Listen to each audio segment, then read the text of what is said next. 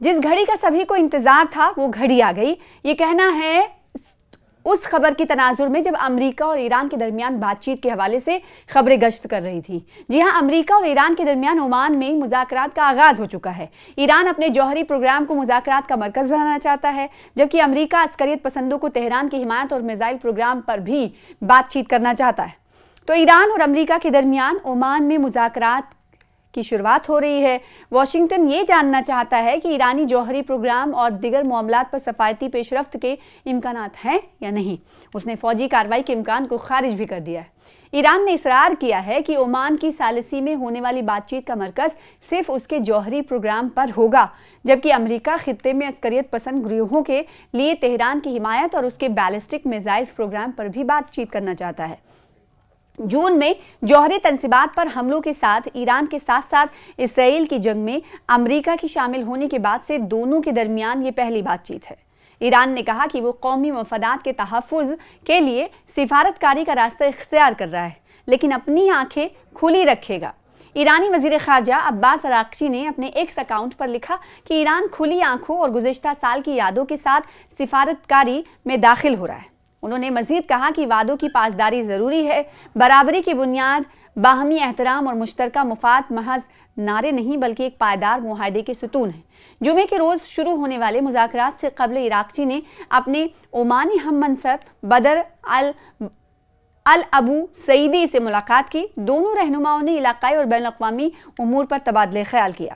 ایرانی وزیر خارجہ نے کہا کہ ایران نے عمان کی ثالثی میں امریکی حکام کے ساتھ مذاکرات سے قبل خود کو امریکہ کی جانب سے کسی بھی غیر معمولی مطالبات یا مہم جوئی کے خلاف دفاع کے لیے تیار رکھا ہے۔ مسقط میں ہونے والی بات چیت میں امریکہ کی نمائندگی خصوصی ایلچی اسٹیو وٹکوف کر رہے ہیں، جبکہ صدر ٹرمپ کے داماد جیریڈ بھی ان کے ساتھ ہوں گے۔ یہ میٹنگ ایران میں مذہبی قیادت کے خلاف ملک گیر احتجاج کی لہر کے عروج کی تقریباً ایک ماہ بعد ہو رہی ہے، جس میں ہزاروں افراد ہلاک ہوئے اور جسے انسانی حقوق کے گروپوں کے مطابق بے مثال کریک ڈاؤن کے ذریعے دبایا گیا۔ ادھر وائٹ ہاؤس کا کہنا ہے کہ ایران کے ساتھ نمٹنے کے لیے صدر ڈونلڈ ٹرمپ کی پہلی پسند سفارتکاری ہے اور وہ دیکھنے کے لیے انتظار کریں گے کہ اعلیٰ سطحی مذاکرات میں کوئی معاہدہ کیا جا سکتا ہے یا نہیں، لیکن ساتھ ہی خبردار کیا ہے کہ ان کے پاس فوجی آپشنز بھی موجود ہیں۔ تو عمان میں مذاکرات کے باوجود امریکی صدر ڈونلڈ ٹرمپ تہران کے خلاف فوجی کارروائی کے امکان کو رد نہیں کر رہے ہیں۔ جمعرات کو ٹرمپ نے ایران کے بارے میں کہا وہ مذاکرات کر رہے ہیں، وہ نہیں چاہتے ہیں کہ ہم انہیں نشانہ بنائیں، ہم وہاں ایک بڑا بحری بیڑا بھیج رہے ہیں۔ اور ٹرمپ دراصل طیارہ بردار بحری جہازوں کے گروپ کا حوالہ دے رہے تھے جسے وہ 12 آرماڈا کہہ چکے ہیں۔ امریکہ نے پہلے کہا تھا کہ وہ چاہتا ہے کہ بات چیت میں ایران کے میزائل ہتھیاروں اور دیگر مسائل کو شامل کیا جائے، جبکہ تہران نے اپنے متنازع جوہری پروگرام پر خصوصی توجہ مرکوز کرنے پر اصرار کیا۔ یہ واضح نہیں تھا کہ آیا یہ اختلاف حل ہو گیا ہے یا نہیں۔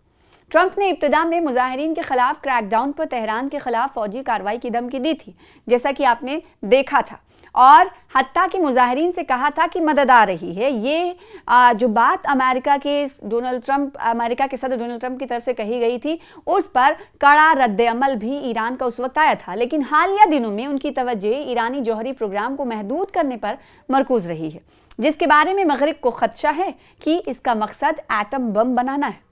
عمان نے 2025 میں ایران اور امریکہ کے درمیان تہران کے جوہری پروگرام پر مذاکرات میں ثالثی کی تھی، جو اسرائیل کے ساتھ 12 روزہ جنگ شروع ہونے تک جاری رہے تھے۔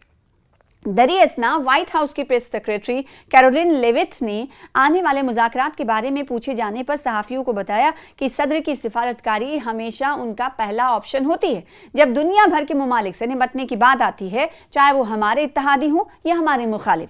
انہوں نے ٹرمپ کے اس موقف کا اعادہ کیا کہ ایران سے متعلق اپنے مطالبات میں صفر جوہری صلاحیت ایسی چیز ہے جس کے بارے میں وہ بہت واضح رہے ہیں۔ انہوں نے کہا کہ وہ دیکھنا چاہتے ہیں کہ کیا کوئی معاہدہ ہو سکتا ہے، اور جب یہ مذاکرات ہو رہے ہیں جس میں ایرانی حکومت کو یاد دلاؤں گی کہ صدر کے پاس دنیا کی تاریخ کی سب سے طاقتور فوج کے کمانڈر ان چیف کے طور پر سفارتکاری کے علاوہ بہت سے آپشنز ہیں۔ یاد ہے کہ مجوزہ استنبول مذاکرات میں سعودی عرب، قطر، عمان، پاکستان، مصر اور متحدہ عرب امارات کو بھی مدعو کیا گیا تھا، تاہم امریکہ اور ایران کے درمیان مسقط میں شروع ہونے والے مذاکرات میں صرف امریکہ اور ایران شریک رہے ہیں، جن میں پاکستان سمیت کسی دوسرے ملک کی شرکت نہیں ہوگی۔